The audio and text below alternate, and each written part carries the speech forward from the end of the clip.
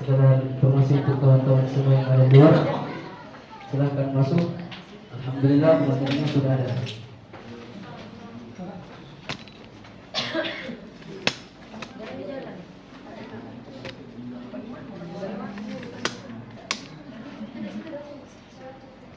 Jadi yang untuk di dekat pintu silahkan merapat ke sini.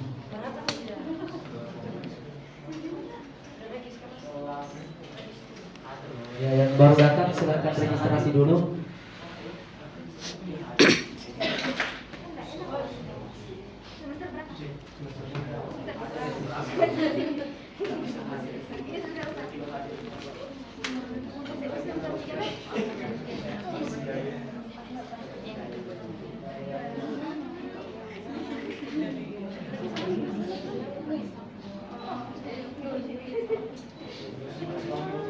Oke, silakan ditutup pintunya biar dingin, biar agak adem. Untuk teman-teman yang masih ada di dekat pintu, silakan bergeser ke sini biar tempatnya full. Yang untuk teman-teman yang laki-laki juga silakan maju-maju.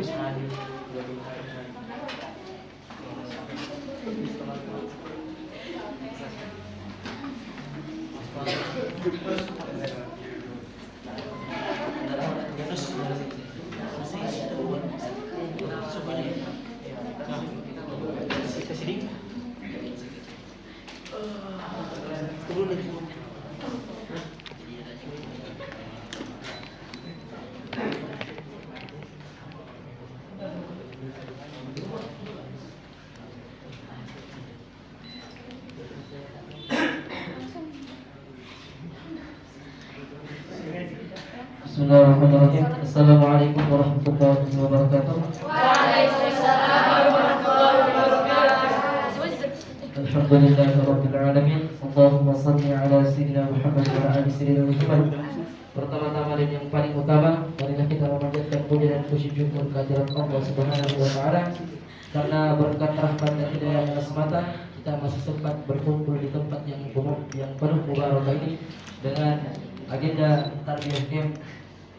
Insyaallah pada malam hari ini kita kedatangan materi yang insyaallah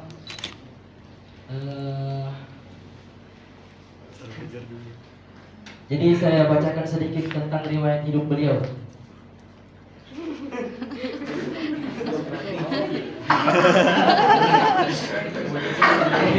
Jadi maaf, saya bacakan sedikit tentang biografi beliau, riwayat hidup. Jadi pemateri kita yang ada di depan teman-teman semua, nama lengkap Muhammad Arif Muzakir SPD, nama panggilan Arif, biasa dipanggil Ustadz Arif. Tempat tanggal lahir Bontang, Kalimantan Timur, tanggal 20 bulan 3 tahun 1999. Masih muda ternyata, alhamdulillah. Beliau tinggal di Jalan Pangeran di Ponegoro, RT 09 nomor 10, Kelurahan Perbas Pantai. Hobi beliau naik gunung.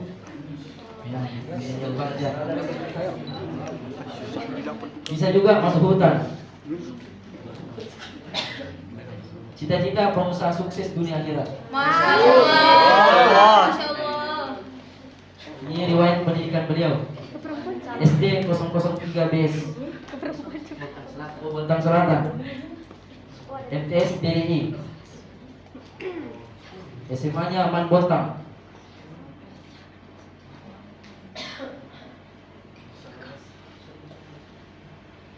Alumni Syah Bontang. Beliau juga salah satu alumni yang dari sini.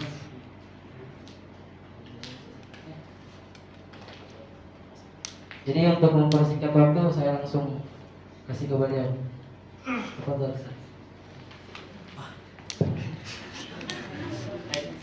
Bismillahirrahmanirrahim. Sebelum saya mulai, saya lihat dulu wajahnya. Ya. Allah. Sahabat-sahabat semua, mungkin adik-adik sekalian yang dirahmati dan dimuliakan oleh Allah Subhanahu wa taala. adanya saya, adanya kami di depan teman-teman semua itu tidak menunjukkan saya lebih baik daripada kalian, ya.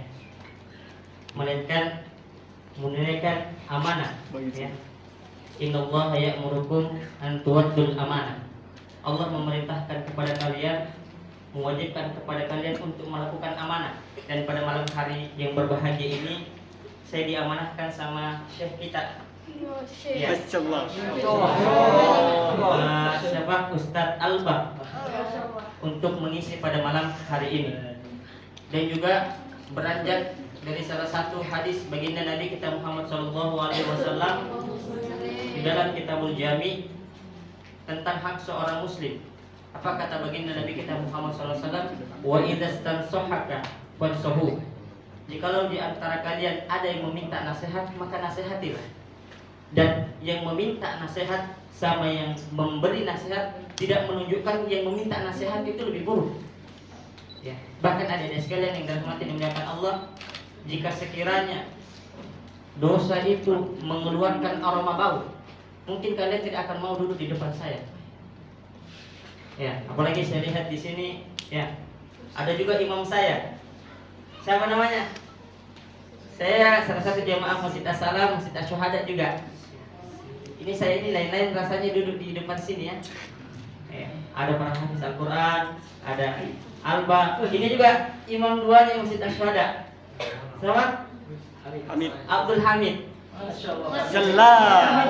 Ya, jadi masya Allah ini saya bisa ada di depan antum-antum semua ini.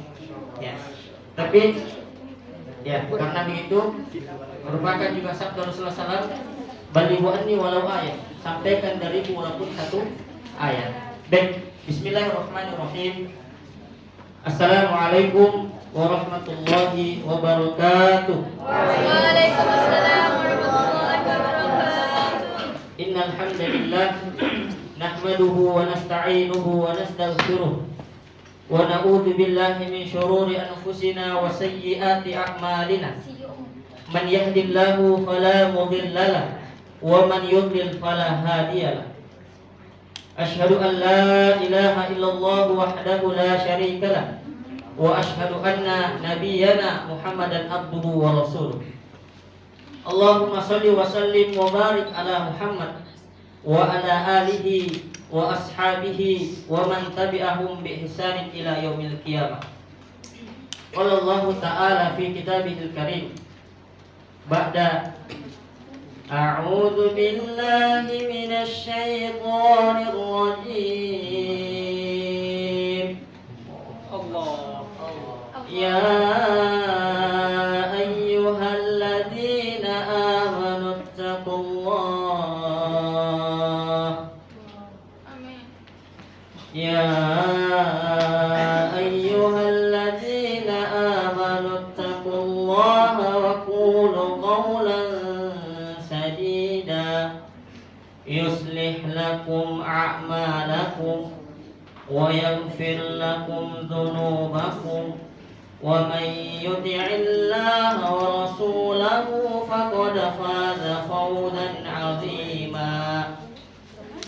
Wahai orang-orang yang beriman, kata Allah, adik-adik sekalian yang dirahmati dan dimuliakan Allah. Allah memanggil kita dengan kalimat sayang, dengan kalimat syahdu. Wahai orang-orang yang beriman, apa kata Allah?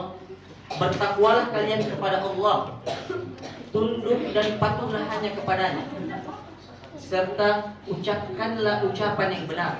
Niscaya Allah akan memperbaiki amalan kalian dan akan mengampuni dosa-dosa kalian. Barang siapa yang mengikuti Allah dan Rasulnya, niscaya ia akan mendapatkan kemenangan yang besar.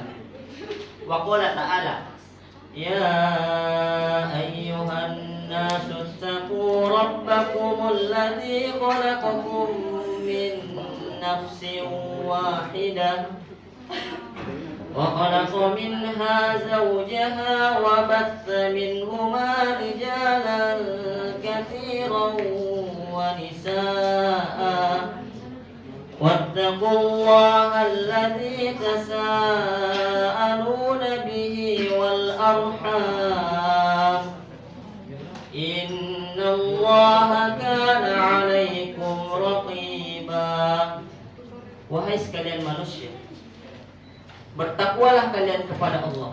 Allah ingatkan kita sekali lagi, tunduk dan patuhlah hanya kepadanya, yang telah menciptakan kalian dari diri yang satu yaitu Adam, kakek kita semua. Dan darinya Allah menciptakan istrinya yaitu Hawa. Dan dari keduanya Allah memperkembangbiakkan manusia yang banyak. Wattaqullah, sekali lagi Allah ingatkan, bertakwalah kalian kepada Allah, tunduk dan patuh hanya kepadanya, yang dengan namanya kalian saling meminta, serta jagalah hubungan silaturahim, karena Allah senantiasa mengawasi dan menjaga kalian. Wa qala ta'ala, ya ayyuhalladzina amanu ittaqullaha haqqa tuqatih wa la tamutunna illa wa antum muslimun. Wahai orang-orang yang beriman, adik-adik sekalian, sahabat yang dirahmati dan dimuliakan Allah, Allah panggil lagi kita dengan kalimat sayang. Dan apa kata Allah setelah? Bertakwalah kalian kepada Allah, tunduk dan patuh hanya kepadanya, dengan sebenar-benar ketundukan, dengan sebenar-benar kepatuhan. Dan janganlah kalian mati, kata Allah, kecuali dalam keadaan Islam. Fa inna asdaqal hadithi kitabullah, sebaik-baik ucapan adalah kitabullah, Al-Quran. Wa khairul huda huda Muhammadin sallallahu alaihi wasallam, dan sebaik-baik petunjuk adalah petunjuk baginda Nabi kita Muhammad sallallahu alaihi wasallam. Wa syarrul umuri muhdatsatuha, dan seburuk-buruk perkara adalah perkara yang dibuat-buat, perkara yang diada-adakan. Wa kullu muhdatsatin bid'ah, perkara yang diada-adakan adalah bid'ah. Wa kullu bid'atin dhalalah, bid'ah akan membawa pelakunya kepada kesesatan. Wa kullu dhalalatin finnar, dan kesesatan akan membawa pelakunya ke dalam api neraka. Adik-adik sekalian yang dirahmati dan dimuliakan oleh Allah Subhanahu wa taala, yang barusan saya bingung mau bilang Ustaz, tidak enak dirasa.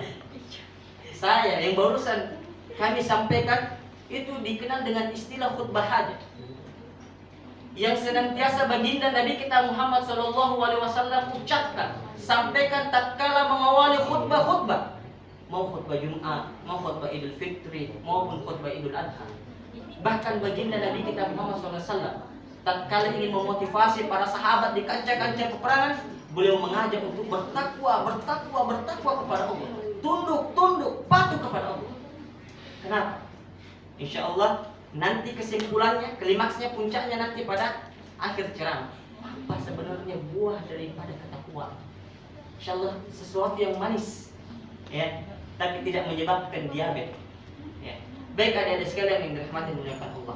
Kalau mungkin saudara-saudara saya yang laki-laki tidak asingnya dengan khutbah ini, karena mungkin para kiai kita, para imam kita itu sering mengawali tatkala khutbah Jumat, ya, maka tidak asing lagi. Maka isinya itulah yang tadi barusan kami sampaikan. Adik-adik sekalian yang dirahmati dan dimuliakan Allah. Pertama-tama, marilah kita panjatkan puji syukur kepada Allah Subhanahu wa taala atas segala limpahan rahmat, atas segala limpahan nikmat yang Allah Subhanahu wa taala berikan kepada kita. Bahkan sekiranya adik-adik yang dirahmati dan dimuliakan Allah, seluruh ranting-ranting pohon yang ada di muka bumi ini dijadikan pen, seluruh dedaunan yang ada di muka bumi ini dijadikan kertasnya, seluruh air, laut dan sungai dijadikan tintanya. Untuk mencatat nikmat Allah, niscaya tidak akan mampu mencatat nikmat Allah tersebut. Dan Allah telah informasikan di dalam Al-Quran. Apa kata Allah? Wa in ta'uddu ni'matallahi la tuhsuha. Apa kata Allah? Barang siapa yang ingin menghitung-hitung nikmatku, kata Allah, niscaya dia tidak akan mampu menghitung. Bahkan diantaranya nikmat kesempatan, nikmat iman, nikmat Islam yang ada di dada kita pada malam hari ini, yang membuat kita mampu untuk melangkahkan kaki kita setapak demi setapak untuk hadir di tempat yang penuh dengan keberkahan. Selanjutnya salawat dan salam tanpa pula kita haturkan kepada junjungan Nabi besar kita, Nabi Allah Muhammad sallallahu alaihi wasallam, manusia terbaik, manusia terindah yang telah menginjakkan kakinya di muka bumi. Syukran jazakallahu khair. Pengertiannya. Ya, saya lanjut. Ya. Baginda Nabi kita Muhammad SAW merupakan manusia terbaik, merupakan manusia terindah yang telah menginjakkan kakinya yang kita pijak juga hari ini. Dan Allah Subhanahu wa taala pun telah mempertegas masalah itu. Allah menginformasikan pula di dalam Al-Qur'an. Laqad kana lakum rasulillahi fi uswatun hasanah. Di dalam ayat yang lain apa kata Allah? Innamal bu'ithu liutammima makarimal akhlak. Sungguhnya engkau Muhammad mempunyai budi pekerti yang luhur. Adik-adik sekalian yang dirahmati dan dimuliakan oleh Allah Subhanahu wa taala. Terkait dengan kemuliaan, kebaikan baginda Nabi kita Muhammad sallallahu alaihi wasallam, saya teringat dengan salah satu tokoh ya yang menulis sebuah buku ya. Tapi saya malu baca sebenarnya bukunya ya karena dalam bahasa Inggris. Bahasa Inggris saya itu belepotan. Jadi saya langsung saja artinya ya. Intinya dia menulis sebuah buku yang berjudul 100 tokoh yang paling berpengaruh di dalam sejarah. Dan adik-adik sekalian yang perlu adik ketahui bahwa penulisnya ini adalah orientalis, orang Yahudi yang mempelajari Islam hanya untuk mencari kebobrokan Islam, namun pada akhirnya ia menulis sebuah buku 100 orang yang paling berpengaruh di dalam sejarah. Ia menempatkan baginda Nabi kita Muhammad SAW menjadi orang nomor 1 di dalam sejarah. Nah, ini hal yang luar biasa. Sekarang pertanyaannya, kita hari ini yang orang-orang Muslim, kita yang hari ini Islam dari lahir, sudah sejauh mana kita menjadikan baginda Nabi kita Muhammad SAW itu menjadi tauladan?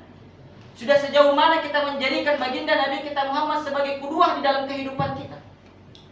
Di dalam pepatah bahasa Indonesia itu dikatakan, tak kenal maka tak sayang.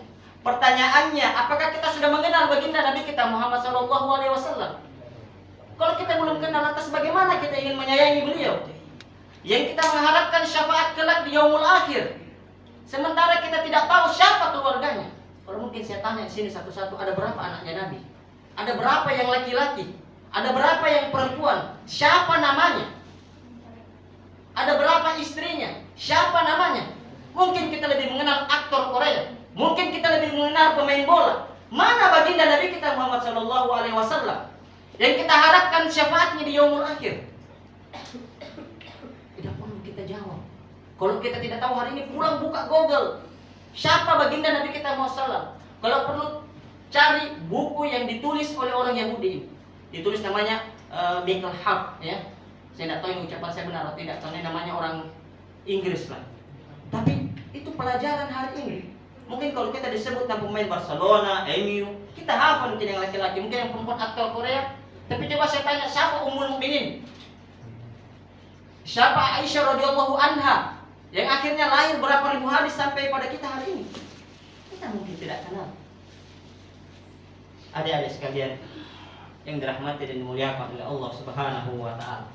Selanjutnya tadi Ustadznya kami sudah membuka dengan beberapa syukur yang harus kita lakukan terhadap kenikmatan-kenikmatan, terutama nikmat kesempatan. Nah, terkait nikmat kesempatan ini, Ustadz ini membacakan salah satu hadis baginda Nabi kita Muhammad SAW.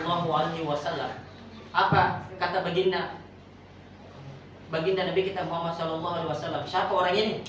Yang tadi barusan kami ucapkan, manusia terbaik, manusia terindah.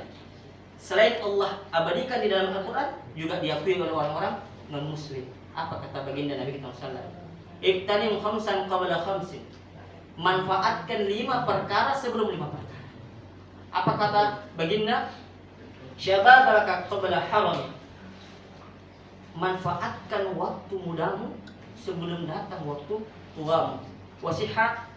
Wasihataka qabla saqamik. Di dalam riwayat yang lain, maradi. Manfaatkan waktu sehatmu sebelum datang waktu sakitmu. Wa ghinaka qabla faqrik. Waktu kayamu, waktu cukupmu sebelum datang waktu fakirmu. Wa faragaka qabla syughlik. Waktu luang, waktu lapang sebelum datang waktu sempitmu. wa hayataka qabla mautik, dan waktu hidupmu sebelum datang waktu mati. Adik-adik sekalian yang dirahmati dan dimuliakan oleh Allah Subhanahu wa taala. Kalau kita ingin menyimpulkan terkait dengan 5 perkara, ini sebenarnya ada pada masa muda. Ya, waktu yang sehat, waktu yang luang, yang hidup ya sudah pasti. Ini ada pada masa muda. Coba kalau hari ini saya tanya, mungkin hanya segelintir dari kita yang ada asam uratnya, mungkin hanya segelintir dari kita yang ada diabetesnya, yang tinggi kolesterolnya. Artinya, mari kita manfaatkan di masa muda ini. Ya. Mari kita maksimalkan.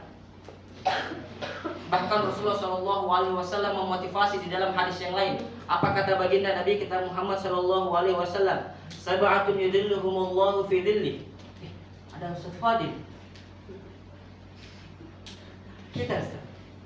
Yang saya maksud. Oh iya, Ustaz ini. Ustaz Fadil. Oh, saya tuh lain-lain jadi rasanya ini. Orang-orang besar di belakang. Nanti dikoreksi Ustaz kalau ada yang salah. Ya, baik saya lanjut. Yauma la dhilla illa dhillu. Akan ada 7 golongan yang akan mendapatkan naungan oleh Allah Subhanahu wa taala, yang tidak ada naungan kecuali naungan Allah pada hari itu.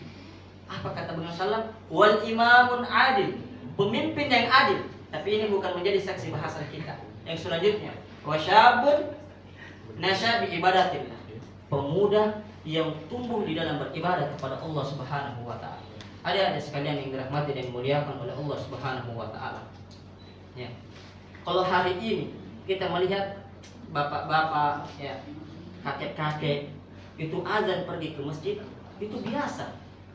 Ya, hari ini mereka memperbanyak tilawatil Quran, itu biasa. Secara analogi sederhana kita, dia tahu kalau dia sudah mau mati. Mungkin dia sudah menikmati masa mudanya. Tapi bagaimana dengan para pemuda pada hari ini? Kalau ada pemuda yang azan ke masjid, itu pemuda yang luar biasa. Apalagi kalau azan subuh dia berada di saf terdepan.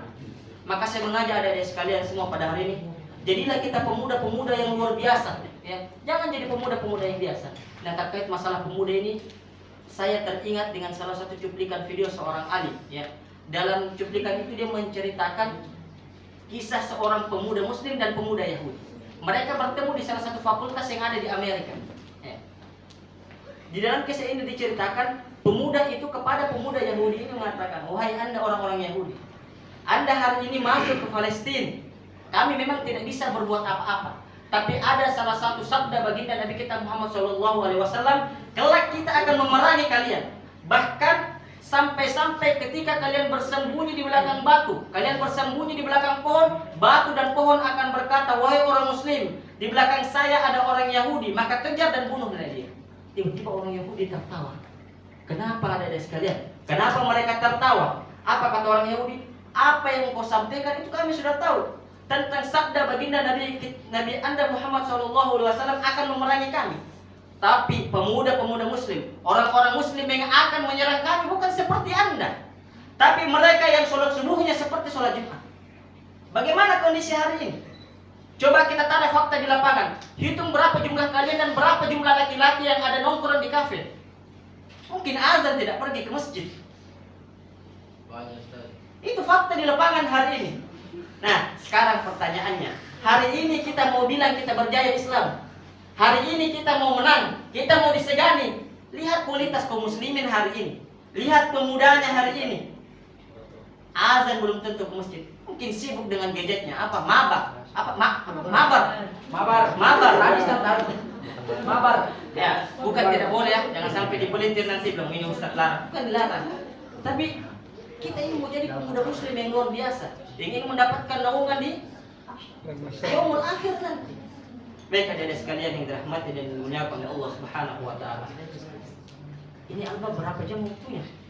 Sampai subuh. Berapa jam? Setengah 10. Setengah jam lagi. Nah, apa baik saya lanjut. Ada sekalian yang dirahmati dan dimuliakan oleh Allah Subhanahu wa taala. Terkait dengan masalah ibadah. Ya, ibadah ini bukan sekedar sebenarnya ibadah makhluk. Ya, kalau mungkin ya di sini mahasiswa sudah tahu ya, ibadah makhluk itu ibadah yang telah Allah Subhanahu wa taala tentukan waktunya, Allah Subhanahu wa taala telah tentukan tempatnya dan tata caranya. Tapi yang kami maksud adalah ibadah ghairu makhluk, ya. Ibadah ghairu makhluk. Ibadah-ibadah yang tidak terperinci Allah Subhanahu wa taala perintahkan, semacam interaksi-interaksi, muamalah-muamalah, tapi kita niatkan ya untuk ketaatan kepada Allah Subhanahu wa taala. Dan terkait dengan ibadah ini ada salah satu sabda baginda Nabi kita Muhammad sallallahu alaihi wasallam.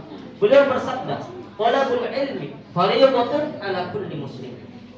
Menuntut ilmu itu wajib bagi setiap muslim. Nah, secara sederhananya, barang siapa yang hari ini menuntut ikhlas dan mengharap wajahnya Allah, maka dia mendapatkan pahala. Mendapatkan pahala. Dan belum lagi. Jadi perkataan sebagian para ulama salaf yang mengatakan utlubul ilmi minal mahdi ilal ahli. Tuntutlah ilmu dari buayan sampai ke liang lahat, ya. Jadi dari sini sebenarnya kita bisa menyimpulkan atau menganalisa bahwasanya menuntut ilmu itu bukan sampai SMA. Menuntut ilmu bukan cuma sampai S1. Ya. Tapi kapan kita berhenti menuntut ilmu? Ketika kita telah dikuburkan oleh para kerabat kita. Jangan berpikir setelah S1, oh, saya sudah S1. Ini pemahaman-pemahaman yang keliru. Dan adik-adik sekalian yang dirahmati dan dimuliakan oleh Allah.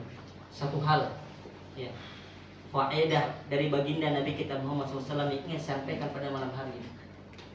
Yang diucapkan oleh manusia terbaik tadi. Apa kata baginda Nabi kita Muhammad SAW? Man salaka tariqan yaltamisu fihi ilman sahalallahu lahu bihi tariqan ilal jannah. Apa kata baginda Nabi kita Muhammad SAW? Ini bukan Pak Prabowo yang menyampaikan. Prabowo saja menyampaikan itu sudah viral. Bagaimana pun manusia terbaik di muka bumi ini yang menyampaikan? Masa tidak bisa viral di kepala kita? Kalau dia tidak viral di medsos, memang dia viral di dalam keimanan kita. Apa kata baginda SAW? Barang siapa yang menempuh suatu jalan untuk menuntut ilmu, maka Allah Subhanahu wa taala akan memudahkan baginya menuju surga. Maka insya Allah hari ini adik-adik sekalian yang ada malam hari ini di kelas ini, bisa jadi kita adalah orang-orang pilihannya Allah. Yang Allah Subhanahu wa taala pilih untuk Allah mudahkan masuk ke dalam surga. Ya, mungkin yang diundang banyak ya. Saya sudah sharing dengan kiai kita dari semester sekian. Saya rasa itu kalau hadir tidak cukup. Ya, tidak cukup. Tapi fakta di lapangan berapa orang yang hadir?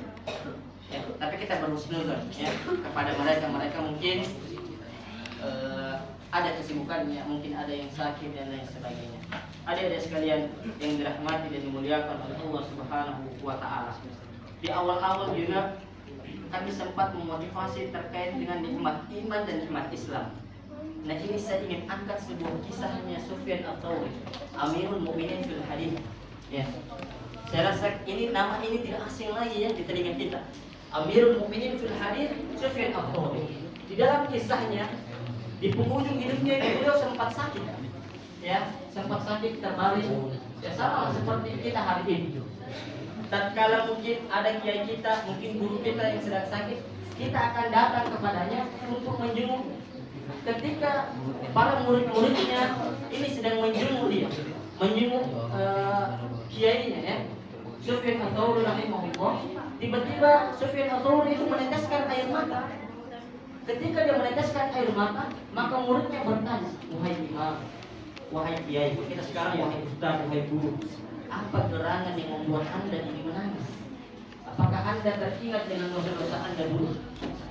Maka Sufyan Ats-Tsauri tiba-tiba mengambil sebagian kerikil yang ada di sampingnya, lalu mengangkat di hadapan murid-muridnya dan berkata, "Wahai murid, wallahi, demi Allah, insya Allah dosa-dosaku tidak lebih banyak daripada batu-batu yang aku pegang." Perhatikan bagaimana para ulama kita dulu itu benar-benar menjaga dirinya dari maksiat, sampai-sampai dia bisa yakin dan dia bisa tahu bahwasanya dosanya tidak lebih banyak daripada kerikil yang dia pegang. Maka muridnya kembali bertanya, "Wahai imam, kalau anda menangis bukan karena mengingat dosa-dosa, lantas karena apa?" Maka Sufyan Ats-Tsauri berkata, "Demi Allah, wallahi, saya menangis karena saya takut, saya khawatir Allah Subhanahu wa taala mencabut iman dan Islam di dalam terlebih dahulu sebelum Allah mencabut nyawa." Coba kita perhatikan, ini Amirul Mukminin yang menghafal ribuan hadis. Akan tetapi ia merasakan takut, merasakan khawatir iman, merasakan khawatir Islam dan iman yang ada di dadanya itu lenyap darinya. Pertanyaannya hari ini kita, berapa ribu hadis yang kita sudah hafalkan? Berapa hafalan Quran yang sudah kita hafalkan? Tapi pertanyaannya, apakah kita pernah merasa takut dan khawatir iman itu pergi dari dada kita sebelum kita meninggal? Mungkin kita tidak pernah merasa ini. Maka semakin tinggi tingkat keimanan dan ketakwaan seseorang kepada Allah, maka hakikatnya akan membuat dia semakin takut dan khawatir hilangnya iman dan Islam di dadanya. Maka ketika rasa itu tidak ada, perlu kita cek, jangan sampai keimanan kita juga setipis itu. Adik-adik sekalian yang dirahmati dan dimuliakan oleh Allah Subhanahu wa taala. Ya. Terkait tentang takwa, tadi sempat kita singgung di awal-awal, ya, yang dikenal dengan istilah khutbah hajat. Ini bukan perkara yang baru, karena Allah pun telah memerintahkan, dalam menginformasikan di dalam Al-Quran. Apa kata Allah? Wa tazawwadu fa inna khairaz zadi taqwa. Kata Allah, berbekallah kalian, dan sebaik-baik bekal untuk kalian adalah takwa di sisi Allah Subhanahu wa taala. Nah, terkait dengan takwa, ada sebuah ayat di dalam surah Al-Falaq ini yang memotivasi orang-orang yang bertakwa. Apa kata Allah? Wa may yattaqillaha yaj'al lahu makhraja wa yarzuquhu min haitsu la yahtasib. Barang siapa yang bertakwa kepada Allah, maka Allah akan memberikan jalan keluar baginya dan makhraja. Adik-adik sekalian yang dirahmati dan dimuliakan Allah, itu tidak seperti jalan keluar biasa, ya. Mungkin yang kita keluar pintu, bukan itu yang Allah maksud makhraj. Tapi makhraj itu saya kasih contoh rasional begini. Hari ini kita sedang terkurung, pintu terkunci, jendela tertutup, lalu ruangan ini terbakar. Kondisi sedang panas, rasa putus asa sudah muncul bahwasan kita akan selamat. Namun di saat putus asa itu muncul, ada celah dari ventilasi yang kita lihat kelihatannya kecil. Tapi kita mencoba keluar dan kita berhasil keluar. Tak kala keluar itu namanya makhraj. Kata Allah, barang siapa yang bertakwa kepada Allah, Allah akan berikan makhraj, jalan keluar. Ini bukan jalan keluar yang biasa sekalian. Jalan keluar yang luar biasa. Lalu Allah lanjutkan, wa yarzuquhu min haitsu la yahtasib. Rezeki yang datang dari tidak disangka-sangka. Maka dari ayat ini sebenarnya sudah cukup menjadi prinsip di dalam kehidupan kita untuk menjadi orang yang bertakwa. Maka kita cek hari ini, kalau masalah tak kunjung selesai, kenapa hutang tak kunjung lunas, sakit tak kunjung sembuh, coba cek takwa kita. Mungkin ada masalah di situ. Kok rezeki seret? Coba cek, bisa menjadi bermasalah dengan takwa kita. Maka sebenarnya buah daripada ketakwaan, selain jalan keluar yang Allah berikan, maka Allah datangkan rezeki dari sesuatu yang tidak disangka-sangka. Dan menjadi penutup, ya. Ada sebuah kisah ini di Damaskus, ibu kota Syria, di salah satu masjid, ya, namanya Masjid At-Taubah. Ini saya pun dapat dalam cuplikan video seorang alim, ya. Kisahnya ada seorang pemuda, ya, yang pemuda ini itu dia luntang-lantung, tapi dia ingin belajar. Dan di dalam masjid tersebut itu biasa dilaksanakan majelis ilmu, ya. Kalau kita kembali kepada kisah-kisah orang dulu itu sibuk dengan ilmu mereka. Nah, pemuda ini datang dan berkata, wahai imam, saya ingin belajar, tapi saya tidak punya tempat tinggal. Apakah Anda mengizinkan saya mengabdi sama Anda? Saya nanti di masjid sini, ada waktunya azan saya yang azan, bersih-bersih masjid dan lain sebagainya. Tapi saya hidup bergantung sama Anda. Artinya apa yang Anda makan saya makan, apa yang Anda minum saya minum. Kata pemuda ini. Maka kata kiainya, tidak apa-apa, tapi kamu perlu bersabar. Kata pemuda ini, baik. Singkat cerita, saya 3 bulan tinggal bersama Syekh itu. Setelah 3 bulan saya mendapati ternyata kiai ini zuhud sekali terhadap dunia. Orangnya makan, kalau ada makanan dia makan, kalau ada minuman dia minum. Tidak ada dia berpuasa. Bahkan hari ini, kata pemuda ini, kami sudah 3 hari berpuasa. Sahur 1 butir kurma dan buka 1 butir kurma. Ini hari ketiga. Kiai saya masih tahan, tapi saya sudah tidak tahan.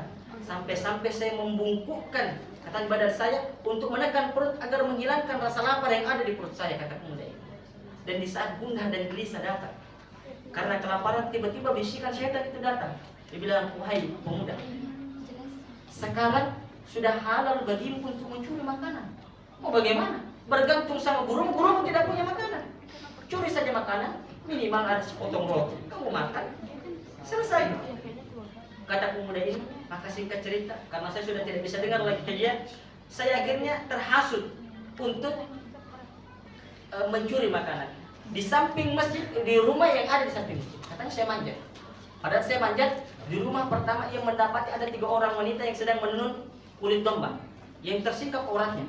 Dia bilang saya tinggalkan karena bukan itu tujuan saya. Saya pergi lagi menuju ke rumah kedua. Pada saat sampai di rumah kedua, saya mencium bau aroma masakan. Saya turun dan benar. Pada saat saya turun, saya mendapati ada mangkuk dan saya buka panci itu merebus sebuah terong. Maka saya ambil terong tersebut, lalu saya kunyah. Pada saat saya kunyah, saya sudah tidak nahan lagi, tidak sabar untuk menelan saking laparnya. Tiba-tiba muncul ketakwaan saya kepada Allah. Garis bawahi katanya sekalian. Muncul ketakwaan saya kepada Allah, maka saya membuang terong tersebut, lalu saya kembali ke masjid.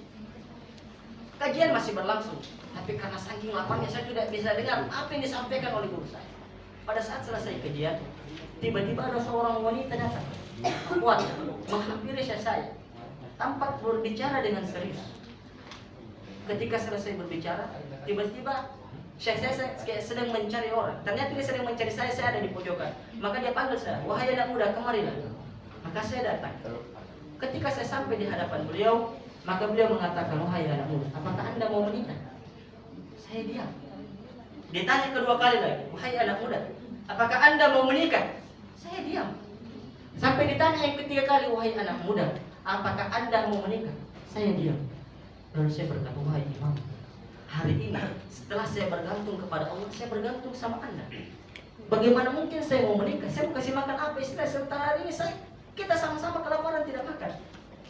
Maka imam ini berkata, sungguh akhwat ini itu baru selesai dari masa iddah dan dia masih punya beberapa harta yang bisa dia pakai untuk hidup dan dia mau menikah. Kalau memang kamu saya nikahkan. Kebetulan sudah ada wali.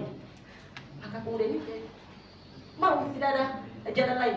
Akhirnya kami menikah, didatangkan 2 orang saksi, juga didatangkan mahar. Kami menikah hanya beberapa menit. Setelah menikah, saya juga masih malu-malu. Istri saya jalan di depan saya. Harusnya laki-laki. Istri saya jalan di depan saya. Lalu kami keluar dari masjid. Lalu kami menuju rumah pertama. Yang saya melihat wanita tadi, dia terus berjalan. Setelah itu dia jalan di rumah kedua. Ini saya tahu rumah di tempat saya ambil terong. Tiba-tiba istri saya berhenti. Lalu masuk membuka pintunya. Saya lihat ruang tamunya, saya perhatikan dapurnya. Ini rumah yang saya curi. Lalu istri saya berkata, wahai suami, tadi aku mendengar bahwasanya engkau sangat kelaparan, bahkan 3 hari tidak makan. Sungguh, katanya aku ada sedikit masakan. Kalau kau mau makan, saya siapkan. Kata suaminya baiklah. Pada saat dia ke dapur, dia kaget. Dia mendapati panci sedang terbuka, terong di lantai. Dia bilang, siapa yang makan ini? Maka suaminya memanggil, wahai suami, demi Allah begini ceritanya. Maka diceritakan dari awal. Maka sang wanita berkata, dan kata para ulama, perkataan wanita ini itu perlu dicatat dengan tinta emas.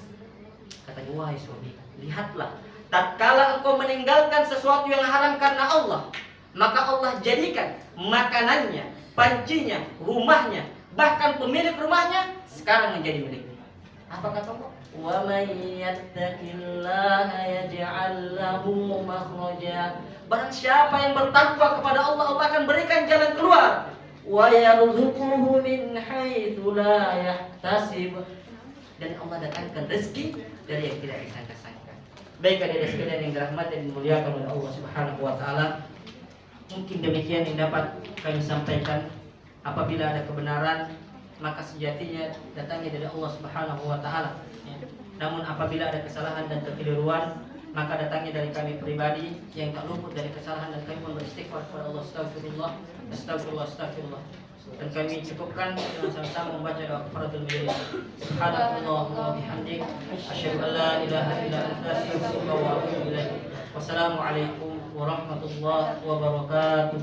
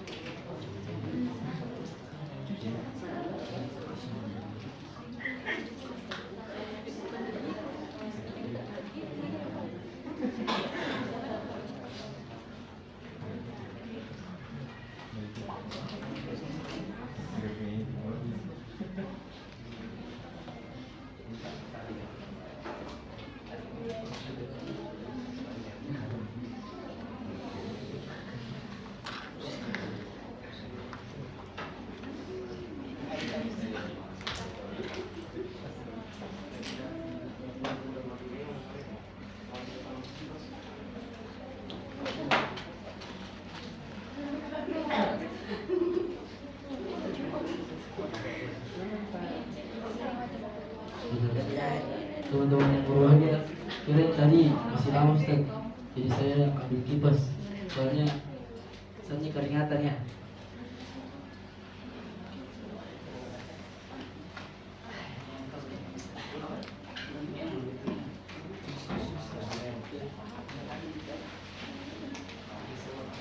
Oke, jadi mungkin itulah tadi ceramah atau tausiah atau materi yang disampaikan oleh Ustaz Ali Musakir. Saya mewakili teman-teman semua berterima kasih kepada Ustaz. Semoga ilmu yang Ustaz berikan kepada kami semua semoga bermanfaat dan bisa kita amalkan dalam kehidupan sehari-hari. Sebelum itu Ustaz, kami ada sedikit pemberian, mungkin bisa foto bersama Ustaz. InsyaAllah dia bisa membantu kita.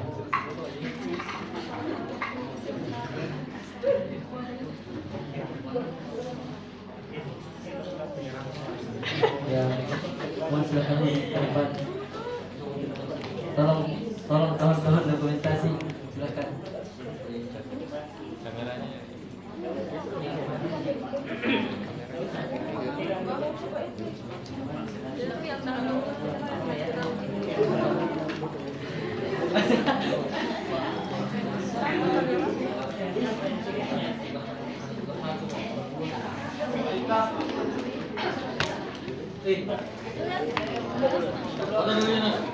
Sarut.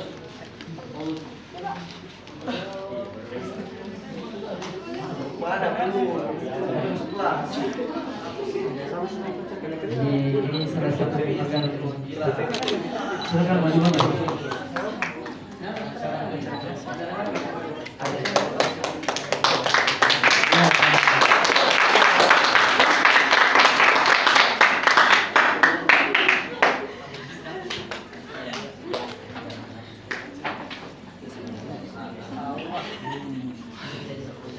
Oh, sudah di zoom. Hah?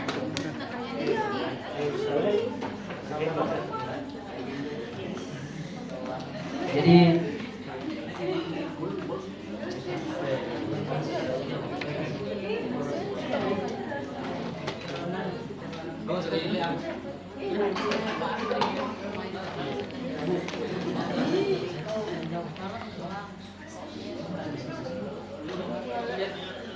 oke, jadi teman-teman karena tadi ada sedikit ya biar cepat selesai. Jadi sebelumnya siapa tahu teman-teman ada yang ingin bertanya.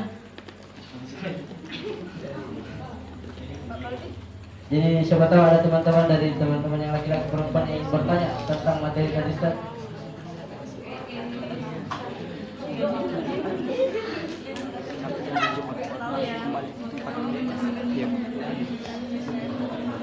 Oke, mungkin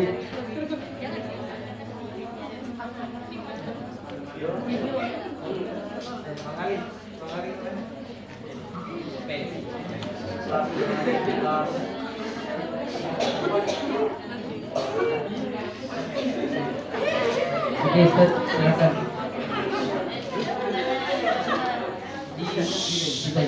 Oke, jadi teman-teman mohon didengarkan pertanyaannya. Baik, Ustaz. Assalamualaikum warahmatullahi wabarakatuh. Waalaikumsalam warahmatullahi wabarakatuh. Ustaz, mungkin sebenarnya pertanyaan ini jawabannya bukan untuk saya sebenarnya, tapi untuk mewakili ke teman-teman semua. Ini mengenai tentang wanita saja dan takwa tadi. Kan diantara kita ini kan masih pada muda saja. Kalau saya jangan, karena saya sudah menikah saja. Jadi pertanyaannya, bagaimana kiat-kiat untuk tadi menjaga ketakwaan kita, apalagi ketika berhadapan dengan namanya wanita. Apalagi godaan untuk tidak berpacaran ketika sebelum menikah. Itu gimana Sar? Ais.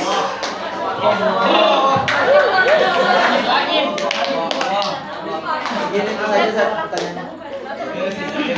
Amin. Sorry. Baik. Jazakallahu khair. Siapa tadi? Siapa namanya? Supriyadi. Ya, Supriyadi ya. Masya Allah pertanyaannya. Ya. Ini pertanyaan yang langsung menghantam para pemuda dan pemudi hari ini. Ya. Terkait kiat, ya, kiat-kiat untuk menjaga diri dengan ketakwaan, khususnya fitnah wanita. Ya. Yang fitnah wanita ini besar. Ya. Di dalam dalil dijelaskan, tatkala Allah Subhanahu Wa Taala mengatakan godaan masalah syaitan, Allah mengatakan syaitan itu lemah. Tapi tatkala dikatakan tentang godaan wanita, maka Rasulullah merubah bahwasanya godaan itu kuat. Ya. Dan di antara prinsip yang paling pertama, kita harus berilmu dengan memahami salah satu firman Allah. Apa kata Allah? Wala taqrabuz zina. Jangan dekati zina. Jadi sebenarnya Allah bukan bilang jangan zina ya, tapi jangan dekati zina. Jangan mulai chat-chat. Ya. Jangan dekat-dekat, jangan berduaan. Wala taqrab. Innahu kana fahisatan wa sa'a sabila. Karena itu adalah seburuk-buruk jalan. Selanjutnya juga ya, bahkan pertanyaan-pertanyaan yang seperti ini juga sering kami sampaikan ya, artinya sering kami dapati ketika kami bermajelis ilmu dengan guru-guru kami. Dan jangan sekarang dengan kecanggihan teknologi hari ini, jangan dipikirkan khalwat itu tatkala kita hanya berdua dengan mereka. Sekarang karena kecanggihan teknologi sudah ada para guru kami yang memasukkan khalwat virtual, chat-chatan berduaan, karena itu mampu membangkitkan syahwat. Berapa banyak hari ini bahkan dengan video kita mampu melihat aurat wanita, dan berapa banyak hari ini para perempuan itu bisa melihat aurat laki-laki dengan HP-nya. Ya, makanya kata baginda Nabi kita Muhammad SAW di dalam sebuah sabdanya, ittaqillaha haitsu ma kunta. Bertakwalah kalian dimanapun kalian berada. Maksud dimanapun kalian berada, baik dikala beramai-ramai maupun sendirian, baik dikala terang maupun gelap. Berapa banyak hari ini itu bertakwa kalau ramai seperti ini, tapi ketika sendirian, apakah kita mampu bertakwa kepada Allah? Kita harus membekali diri kita dengan ilmu. Dan juga yang kedua, banyak sebenarnya solusi-solusi yang baginda Nabi kita Muhammad SAW berikan. Kan pacaran ini halal, ya? Apa lawannya yang itu halal? Menikah. Tadi barusan yang kami jelaskan terkait dengan pernikahan, betapa mudahnya pernikahan, pemuda ini menikah hanya beberapa menit. Yang penting butuh uang. Ya, kalau sekarang pun secara resepsi saya perhatikan, ya karena kami juga sudah menikah. Dulu kami itu menikah di usia 19 tahun. Itu pas batas minimal usia. Itu sudah yang penting lengkapi. Justru yang agak sulit itu bumbu-bumbunya. Ya, mohon maaf saya sebutkan karena saya juga dari orang Bugis, terutama orang Bugis. Ya, ada istilah namanya juran. Berapa banyak hari ini itu sebenarnya syarat sah pernikahan sudah terpenuhi, mahar sudah terpenuhi, terkadang hanya seperangkat alat sholat, ya, 2 saksi, wali dan ijab qabul, serta ada 2 calon pengantin kan bisa melaksanakan pernikahan. Maka ini sudah dilengkapi, maka sudah sah kemaluannya ini perempuan. Tapi berapa banyak ketika itu semua sudah terpenuhi, hanya karena jujuran yang tidak disepakati itu batal pernikahan, artinya batal rencana pernikahan. Bahkan yang paling pertama dibicarakan hari ini itu bukan mahar, bukan syarat sahnya, tapi langsung maharnya. Padahal yang langsung jujurannya, ya, untuk apa istilahnya walimah. Padahal walimah itu hukumnya sunnah. Yang wajib itu yang ini. Yang kedua, apa kata Nabi kita Muhammad SAW? Ya masyarakat syabab, wahai sekalian pemuda. Ya masyarakat syabab, man istata'a minkumul ba'ah falyatazawwaj. Barang siapa yang memiliki kemampuan, kata baginda kita Nabi kita Muhammad SAW, maka menikahlah. Barang siapa yang memiliki kemampuan. Nah, kata mampu di sini ada sekalian yang dirahmati dan dimuliakan oleh Allah Subhanahu wa taala. Itu jangan difikirkan mampu di sini artinya dia mempunyai finansial yang banyak atau dia mempunyai pekerjaan tetap. Bukan itu yang dimaksud, ya. Tapi ba'ah yang telah dijelaskan, yang telah kami beberapa baca ya, literasi terkait dengan kata mampu di sini. Yang laki-laki itu secara biologis dia sudah matang. Bahkan dijelaskan secara anatomi tubuh, spermanya itu sudah bisa membuang, dan secara mental dia siap bekerja. Ya. Bukan memiliki pekerjaan tetap, tetapi ketika dia melakukan ijab kabul, dia tetap mau bekerja. Garis bawahi, bukan mempunyai pekerjaan tetap, tapi ketika dia telah menjadi seorang suami, dia tetap mau bekerja. Falyatazawwaj, menikahlah. Wa innahu agaddu lil basar wa ahsanu lil farj.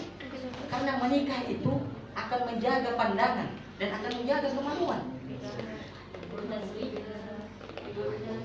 Wa man lam yastati fa innahu lahu wida. Dan barang siapa yang tidak mampu untuk menikah maka berpuasa. Siap kata Nabi. Ya. Jadi ini juga solusi untuk laki-laki ya. Kalau memang ternyata kita hari ini tidak mampu, bahkan juga ya Allah alam, kalau di sini sudah orang tua, nasihat saya orang tua untuk orang tua. Karena saya juga hari ini punya 3 orang anak dan anak saya semua perempuan. Saya sampaikan juga kepada istri saya, pernikahan anak ini di tangan saya, karena saya bapaknya. Maksudnya saya secara tidak langsung bilang karena tradisi kita ini di ya. Semoga ini jangan sampai ada keluarga. Saya orang Bugis ya, tapi ada beberapa sebenarnya orang Bugis itu saya tidak sependapat sekali. Ya, terutama ini masalah pernikahan. Ya, masalah pernikahan. Dan juga salah satu sabda Nabi baginda Nabi kita Muhammad SAW ya tadi itu ya, kalau memang tidak mampu menikah maka berpuasa. Ini ada di sekalian dengan Allah. Puasa ya, karena puasa itu akan mengekang kemaluan dan akan menjaga pandangan. Dan juga kata Nabi di dalam sabda yang lain, man tazawwajal abdu faqad nasfalat din. Barang siapa yang telah menikah maka dia telah mengerjakan separuh dari agama. Bayangkan, falyattaqillaha fi nasfi baqi. Maka dia cukup bertakwa dari apa yang pasti. Saya juga pernah melihat ya, salah satu cuplikan seorang alim menjelaskan ada 2 pemuda. Ya, ini kita perhatikan, pemuda A dan pemuda B. Kedua pemuda ini sama-sama bertakwa kepada Allah. Namun mereka dihadapkan dengan pernikahan. Ya. Yang satu merasa kalau dia menikah akan mengurangi kualitas ibadah dan kuantitas ibadahnya. Ya, karena kita tahu biasa orang berumah tangga ini sudah ada kesibukan, sibuk urus anak, sibuk urus istri, bahkan ada namanya memberi bukan sekedar menafkahi dirinya, tapi dia harus menafkahi keluarganya. Yang pemuda B, yang pemuda A, karena konsekuensi tersebut maka dia tidak mau menikah, karena dia merasa kalau saya menikah mengganggu kualitas ibadah saya. Tapi pemuda B dengan konsekuensi yang ada, ya, dia tetap menikah meskipun mengurangi kualitas ibadah dan kuantitas ibadahnya, dia tetap menikah. Kata para ulama yang mana baik? Pemuda A atau pemuda B? Tetap pemuda B. Sebagaimana sabda Nabi, man tazawwajal abdu. Riwayat yang dikatakan, idza tazawwajal abdu. Jika seseorang telah menikah, falyattaq idza tazawwal abdu faqad nasfalat din. Maka dia telah mengerjakan separuh dari agamanya. Ya, falyattaqillaha fi nasfil baqi. Maka dia sisa bertakwa dari tersisa. Nah, ada ulama kita yang menjelaskan maksudnya separuh daripada agama. Fitnah manusia itu 2, mulut dan kemaluan. Ketika dia telah menikah, maka telah selamat salah satunya, kemaluannya. Maka dia tinggal menjaga mulutnya, mungkin ucapannya atau makanan yang masuk ke dalam mulutnya. Jadi ini sebenarnya nasihat bukan untuk, termasuk dari saya pribadi ya. Karena di zaman sekarang saya lihat sudah bahaya sekali. Baru buka sedikit sosmed, perempuan tidak bisa. Buka TV, iklan sampo, rambut aurat. Jangan Anda berpikir itu tidak mempengaruhi, memberikan menurunkan kualitas keimanan. Itu akan mempengaruhi kualitas keimanan dan ketakwaan kita. Apa kata para ulama kita? Ini ya, ini akidah salafus saleh ya. Akidah para ulama kita Ahlus Sunnah wal Jamaah mengatakan al-imanu yazidu wa yanqus. Iman seseorang itu bertambah dan berkurang. Yazidu bit-ta'ah, dia bertambah dengan seiring ketaatan kepada Allah, dengan tilawat Al-Qur'an, dengan zikir, dengan salat-salat yang dilakukan. Wa yanqus bil maksiyah, dan dia akan berkurang dengan kemaksiatan. Jadi kalau hari ini tiba-tiba susah bangun subuh, coba cek apa yang kita lakukan di malam hari. Maka jangan pernah lupakan istighfar sebelum tidur. Ini menjadi sebab.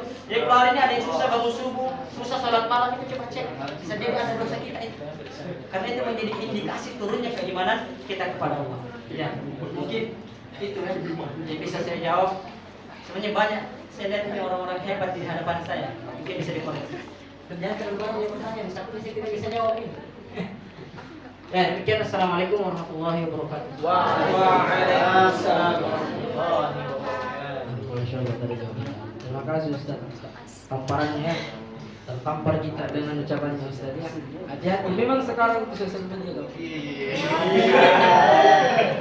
Enggak, saya tidak ada di HP saya, di HP-nya teman-teman ada. Iklan sampo ya. Iklan sampo.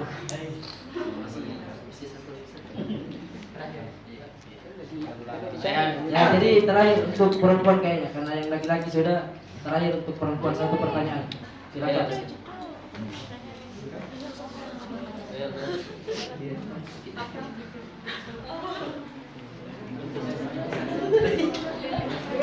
Lagi teman-teman, sekali lagi untuk perempuan yang ingin bertanya.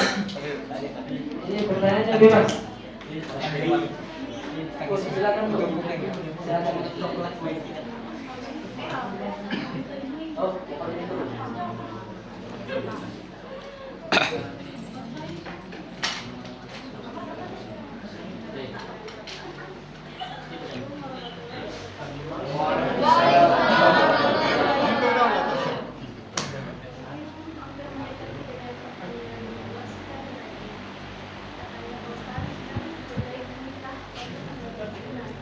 Tetapi kenapa ketika menikah untuk menjadi zina, tujuannya kembali lagi ekonomi.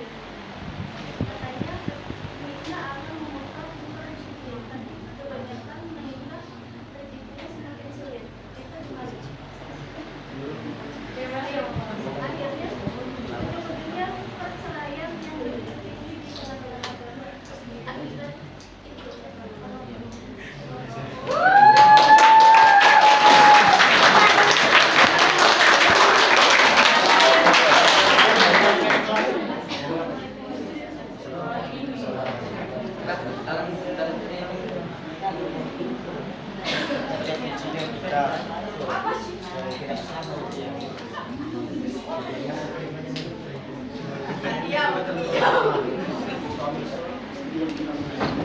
Besok coba cek data ya. Salah yang top utama penyebab perceraian di Kemenang. Ada tidak di sini? Ada saya tahu.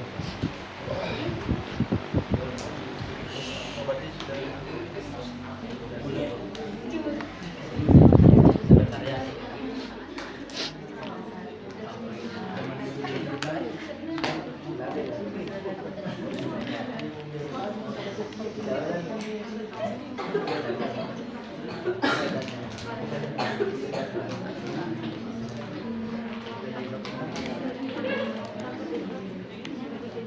Ya, ini coba saya bacakan ya. Di tahun 2004 ini mungkin pernah umum oleh dia Pengadilan Agama tapi di daerah lain ya. Tapi nama saya bacakan saja. Perkara perceraian masih mendominasi di Pengadilan Agama Batang, Anggota. Meskipun jumlah ini menunjukkan penurunan dibandingkan tahun sebelumnya, adapun yang menjadi faktor penyebab perceraian masih didominasi oleh 5 faktor utama. Yang paling pertama perselisihan dan pertengkaran. Bahkan di dalam sini tidak ada ekonomi. Tapi tidak apa-apa, kita coba jawab ya, semampu kami, terkait dengan masalah dengan perceraian yang disebabkan dengan ekonomi. Tadi sudah sempat disinggung sama kita Alba, ini menampar. Tidak apa-apa ditampar, yang penting membuat sadar daripada dibelai tapi membuat lalai.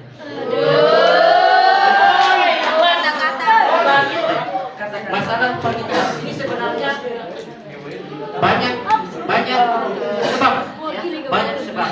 Nah, sebelum kita mengupas tadi pertanyaan Ibu ya, kami baru beberapa, mungkin sudah ada sebulan kami safar itu di kota Makassar. Kami sempat keliling beberapa kabupaten, tapi puncaknya kami itu ada kegiatan di Makassar. Tapi di malam harinya kami coba ngopi dengan beberapa teman ya di mahasiswa Stiba. Kami berbincang-bincang, dan di antara memang pembicaraan kami tentang rumah tangga. Dan dua teman kami ini semua bujang. Yang tadi kami sebutkan masalah perselisihan, mereka semua sama-sama mendapati banyaknya sebenarnya sebab-sebab kerusakan dan permasalahan dalam rumah tangga itu, istilahnya itu dia ucapkan STD TikTok. Paham maksudnya? Standar TikTok. Rusaknya wanita-wanita, pemuda-pemuda, pemudi-pemudi hari ini karena standar TikTok. Dan adanya istilah-istilah yang sering dilemparkan di media sosial, apa? Patriarki. Ya. Apa patriarki itu?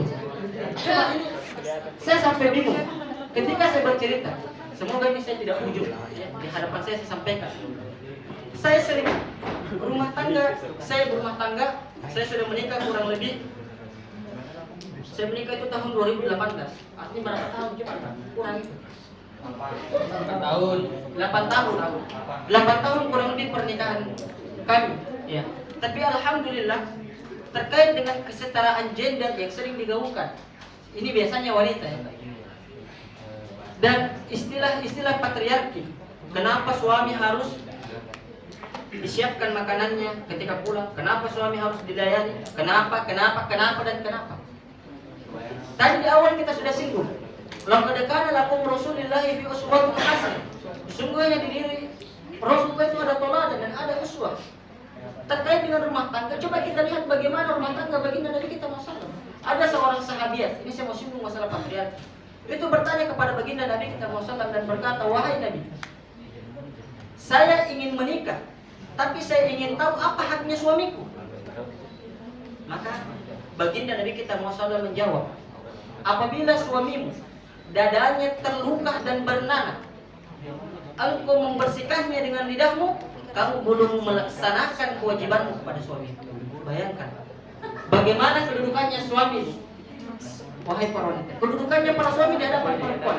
Bahkan baginda Nabi kita Muhammad itu pernah bersabda, "Jika sekiranya Allah Subhanahu wa taala, raja di atas segala raja, itu memberikan izin kepada saya untuk membiarkan membiarkan makhluk sujud kepada makhluk, akan kuperintahkan para wanita sujud kepada suami."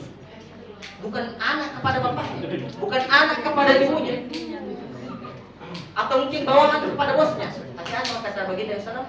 Aku akan perintahkan para istri untuk sujud kepada para suami. Nah, terkait tadi masalah ekonomi, ya sampai dibilang tadi cuma ya, terkait dengan masalah ekonomi. Sebenarnya kalau kita ingin singgung terkait dengan ekonomi, kalau kita ingin perhatikan permasalahan ekonomi itu bukan hanya dihadapi orang yang berumah tangga. Coba tanya yang bujang-bujang ini. Sekiranya ada cara yang dilakukan oleh para pria bujang untuk mengatasi dirinya terhadap ekonomi yang dihadapi dengan istilah yang selain perceraian, mungkin bujang lebih banyak menggugat pengadilan agama dibandingkan para orang yang berkeluarga. Nah, sekarang begini, terkait dengan ekonomi. Ini permasalahannya di masalah syukur. Kata Allah, barang siapa yang bersyukur, maka akan aku tambah nikmatku. Dan barang siapa yang kufur, inna adzabil syadid. Tunggu adab yang sangat pedih. Kita cek dulu rumah tangga ini yang mungkin terjadi perceraian. Ini mohon maaf jangan sampai ada yang cerai seperti ini. Kita sampaikan secara global ya. Saya tidak menyinggung personal satupun ya. Tidak ada menyinggung. Terkait dengan rumah tangga, ada sebuah artikel ditulis dengan orang soleh, itu saya pernah dapat. Saya tidak tahu apakah kalian juga pernah dapat tulisannya seperti ini. Bahkan jika sekiranya dunia ini telah Allah masukkan ke dalam perutmu sepenuhnya, namun kamu tidak membuka rasa syukurmu, maka dunia tidak akan pernah cukup untukmu. Paham? Jadi penyebab ekonomi itu bisa jadi kedok. Bukan karena ekonominya, tapi karena dia tidak bersyukur. Saya kemarin sharing dengan bapak sama-sama di mobil. Dia bilang, pokoknya kalau sudah laki-laki banyak uangnya, siapa yang tidak mau? Saya bilang, bapak baca beritanya Ridwan Kamil. Berapa kekayaannya? Dia digugat sama? Bukan karena ekonomi. Karena apa? Perselingkuhan. Intinya apa? Bermaksiat kepada Allah. Maka untuk menjaga keharmonisan rumah tangga, tingkatkan ketakwaan kepada Allah. Kalau mau dipikir kita mau buka-bukaan berapa gaji kita, berapa gajinya Ridwan Kamil, tapi dia digugat. Adik saya juga pernah bilang seperti ini.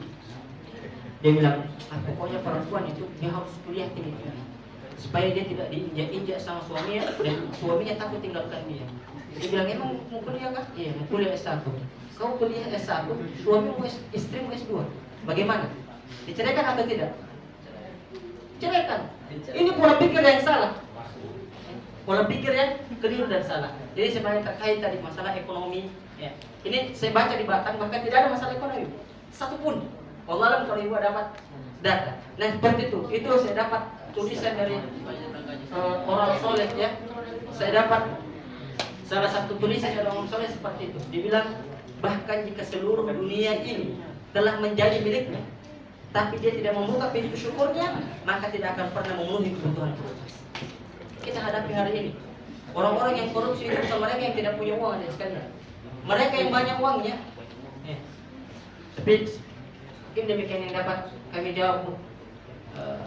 Mungkin apabila ada kebenaran datangnya dari Allah ya. Ini sebatas pemahaman kami dan kami pun juga beberapa kali menghadapi faktor-faktor permasalahan di rumah tangga ya. Permasalahan di rumah tangga belum ada yang pernah mengeluh sama saya itu ketika saya kulik itu masalah ekonomi. Ada yang datang kepada saya sudah banyak ya, sudah banyak. Kami sempat juga mengisi beberapa materi tentang rumah tangga itu pernah kami mengisi di Samarinda, pernah mengisi di Kabupaten Berau, kami pernah mengisi di Kubang terkait dengan rumah tangga dan beberapa banyak yang coba berkomunikasi tentang rumah tangga ketika kami dalami itu bukan ekonomi.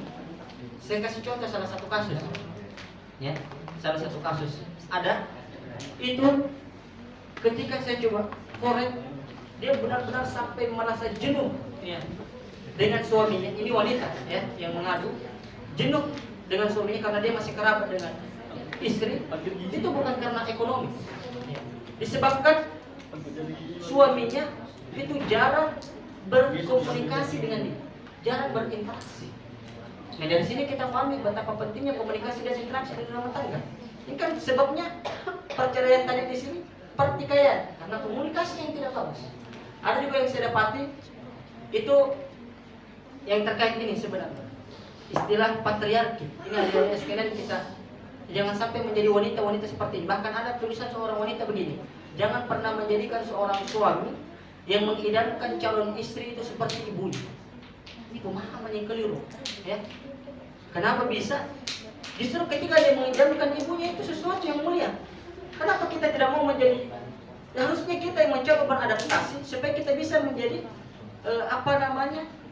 tuan putri di hatinya suami kita. Ya, menjadi tuan putri di suaminya. Ya, ini istilah yang saya ucapkan ini bukan istilah baru ya. Kalau saya buka namanya istri saya ini tuan putri di sini. Ya. Jadi perlunya juga integrasi rumah tangga saja ini sharing ya. Karena mungkin ada yang lebih senior di sini urusan rumah tangganya. Ya. Jadi ya itu lah terkait masalah rumah tangga. Coba yang kedua perbaiki ya di dalam rumah tangga. Karena di salah satu kaidah para ulama kita itu al-umur bil maqasid ya. Segala sesuatu tergantung tujuannya. Jangan sampai kan dia menikah itu matre karena dia tahu ini laki-lakinya mungkin punya pekerjaan yang baik, punya gaji yang besar, sekalinya setelah dia menikah ia diuji dengan salah satu ekonomi tadi. Mungkin suaminya tiba-tiba pekerjaannya habis, jabatannya diturunkan. Karena memang tujuan pernikahan di otaknya itu bukan ibadah. Tapi ini laki-laki besar uangnya, banyak gajinya, tinggi jabatannya. Sehingga hal itulah yang ketika terjadi di rumah tangga Allah uji sedikit masalah ekonomi, setan masuk dan dia iyakan. Jadi mungkin seperti itu Bu. Mungkin kalau banyak salahnya ini dimaafkan. Ya, karena ini pengalaman kami beberapa hadapi rumah tangga minim sekali sebenarnya masalah ekonomi, lebih kepada tanggung jawab suami yang tidak ada kepada rumah tangganya, ya, tidak ada kepada rumah tangganya. Demikian, wallahu a'lam bishawab. Mungkin cukup, jadi buka lagi. Tapi saya tidak bisa pulang. Ya, baik, saya serahkan. Terima kasih Ustaz. Terima kasih juga untuk teman-teman yang sudah bertanya. Sebenarnya yang bertanya Ustaz sudah berumah tangga semua nih. Belum ada yang mau bertanya, tapi tidak apa-apa lah. Nanti ketemu di kesempatan yang lain. Jadi terima kasih untuk Ustaz materinya dan terima kasih juga atas jawabannya. Semoga bisa diambil hikmahnya Bu ya. Jadi saya mewakili teman-teman berterima kasih dan mohon maaf apabila ada kesalahan dalam acara ini. Sebelum kita tutup acara, Sebelum kita tutup acara mungkin bisa foto bersama dulu.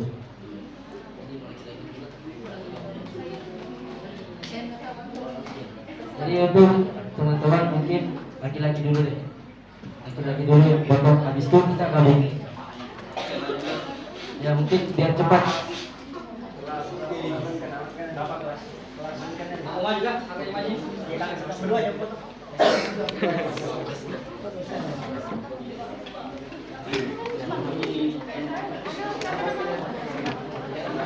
Ya tolong untuk bagian dokumentasi silakan diatur teman-teman biar cepat.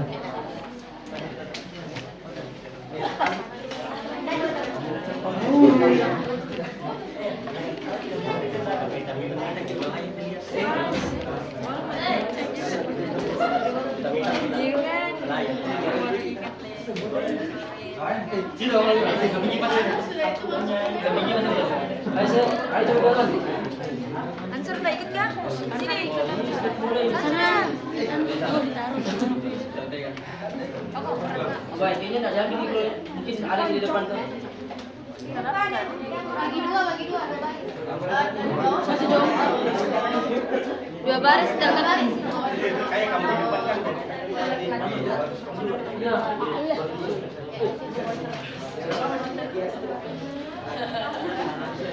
Bentang-bentang jauh begini.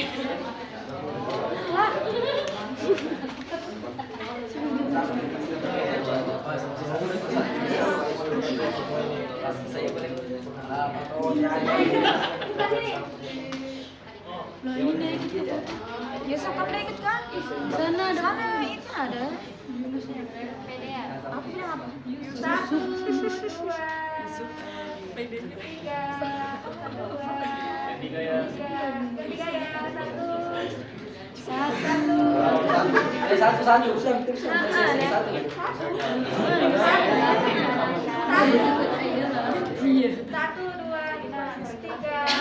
dua, tiga. Lagi.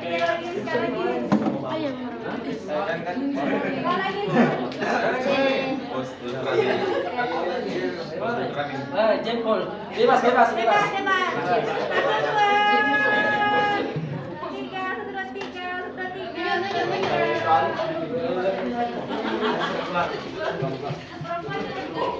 Nggak usah perempuannya, nggak usah Allah. Aib. Aku kalau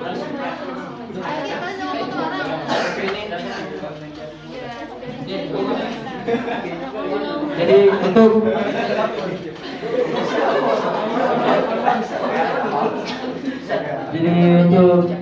teman-teman yang perempuan mungkin kita bisa fotonya dari sana kayaknya. Bagus. Biar Ustaz di tengah-tengah tuh. Jadi fotonya dari sana Ustaz. Ustaz di tengah-tengah. Harus ke sana. Iya, biar kena semua. Karena kalau kita mau suruh perempuan ke sini, amburadul lagi nanti. Oh, memang. Sama sekali mau saya banget. Duduk. Biasa setnya. Kalau kita mau iya padahal Ayo teman-teman. Ketutupan dia, ada yang ketutupan dia. Gak apa-apa.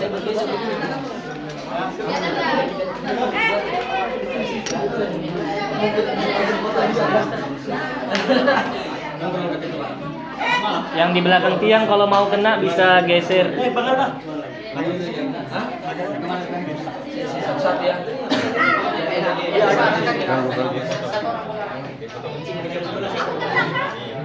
Kena.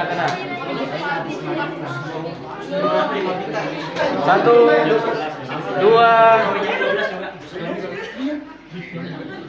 satu, dua, tiga. Satu, dua, tiga. Ganti gaya.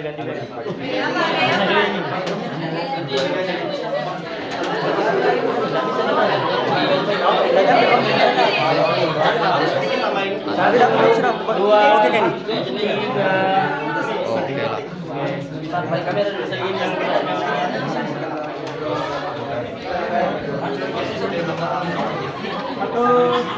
Iya ke om doang. 3 lagi 1 2 3 Satu, dua, Yunus. 34, Kristus. Pak Yunus sudah ada 5 sekali. Saya ada. Terima kasih untuk teman-teman semua.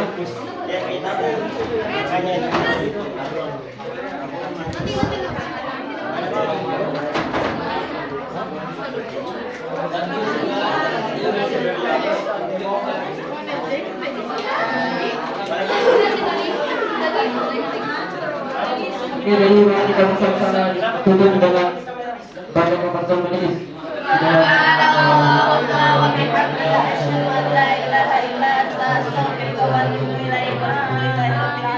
Assalamualaikum warahmatullahi wabarakatuh. Waalaikumsalam warahmatullahi wabarakatuh. Penutup panitia yang dibahas. Ada yang mau dibahas?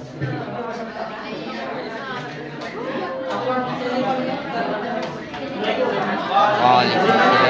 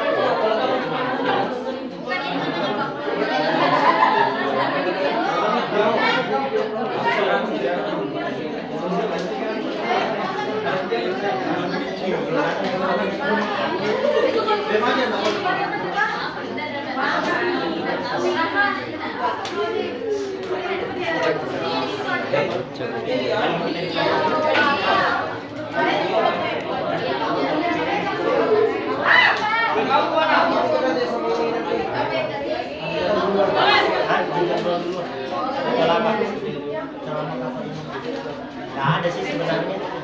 Ambil ya. Bukannya di sini ya. Sekarang ini biasanya kan tiap selama rumahnya. Gorengan kemana? Bisa.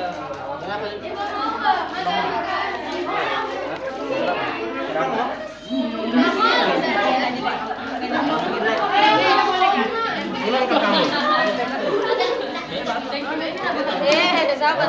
Nomor 2 bersama Pak.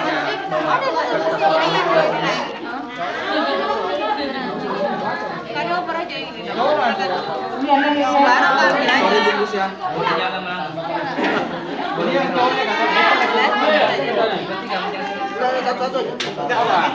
Campur aja. Mau ya, Pak? Ini dah.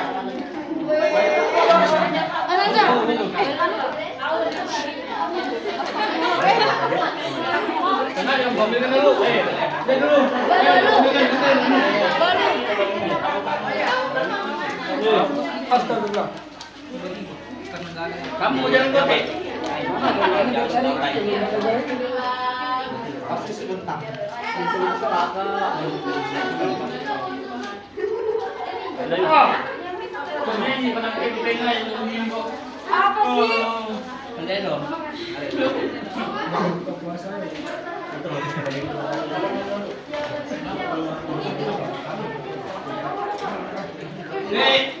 Kalian dulu bermakan lagi. Amin Pak, kiri. Boleh. Bukan itu Pak, yang makasih.